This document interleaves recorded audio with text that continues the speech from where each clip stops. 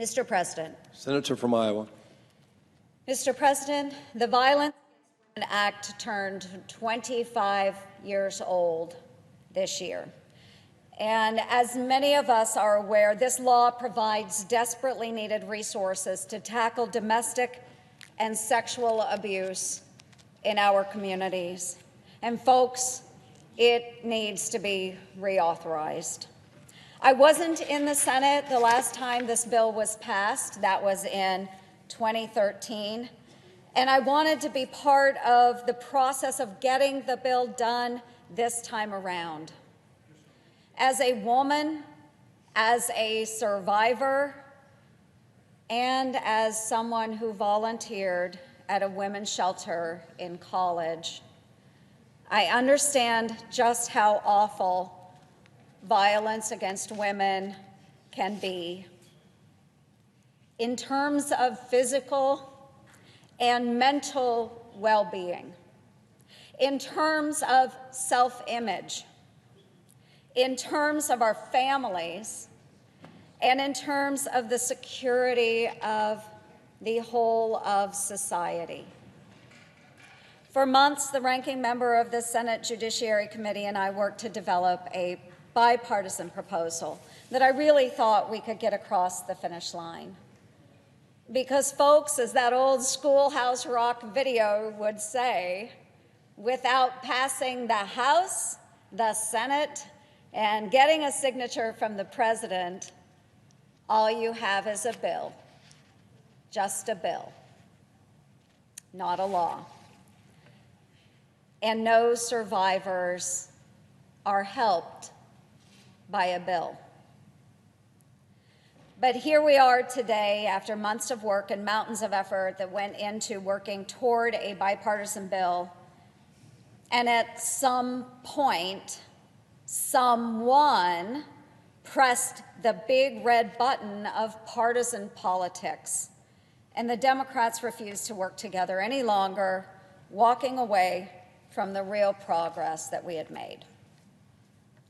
Not only did they walk away from the negotiating table, but they did so by dropping a bill that is going nowhere, as they have acknowledged. The Senate Democrats' bill is a non-starter. It won't pass the Senate. It won't get the president's signature. And most importantly, it won't actually help the survivors that need it. These politics are sad. We should be helping survivors, not engaging in the kind of partisan antics that will never produce real results. We've seen this before. The Democrats will say that Republican women can't speak for women because we don't agree point by point with their leftist agenda. And these are worn-out tactics, my friends.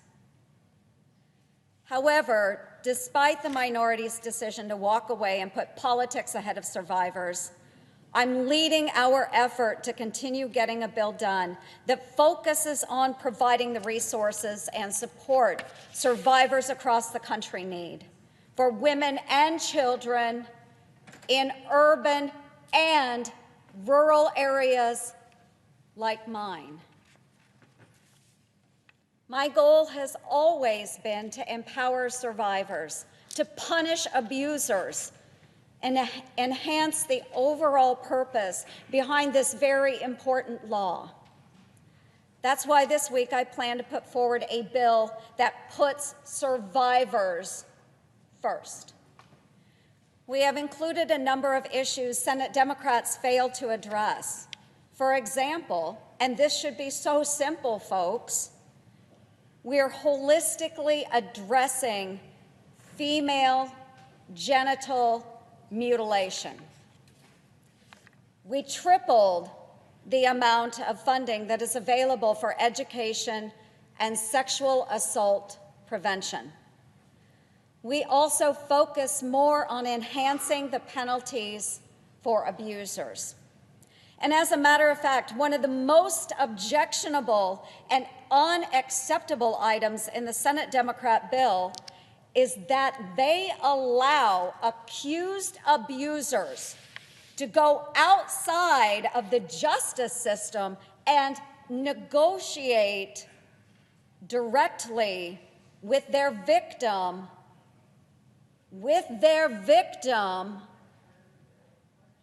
those women, those abused survivors that have already been manipulated and beat down. It allows those abusers to negotiate directly with their victims.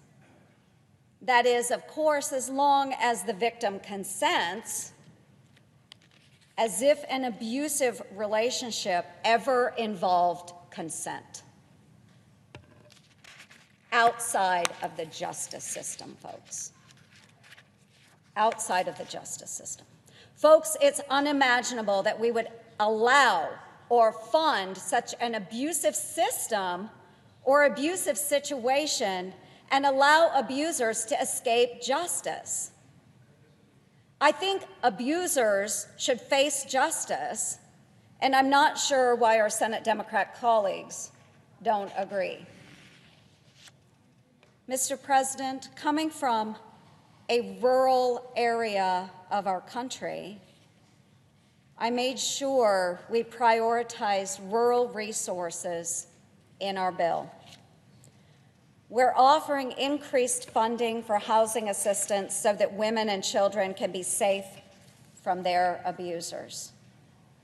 When you live in an area like mine, rural Montgomery County, Red Oak, Iowa, the nearest shelter is an hour away. You have virtually cut off a woman and her children from any job that she might have had, any family that she might have had. It really, truly takes them out of their life. By offering these housing resources through voucher programs, our bill enables them to rent an apartment or home in their home community. Imagine what we could do in this body if we worked with a single purpose instead of a dozen different motives. This entire body pulling together with a single purpose, focused on assisting those survivors. I welcome the support of all my colleagues for my bill, Democrats and Republicans, and I hope we can all join together in this effort. How many more violent abusers could we put behind bars to keep survivors safe? How many more people would be alive today? I want to thank my colleagues for joining me today to speak on the importance of the Violence Against Women Act. And I want to send the message to the countless survivors across this country. We are with you, we hear you, and we are working for you. And with that, Mr. President, I yield the floor. Mr. President.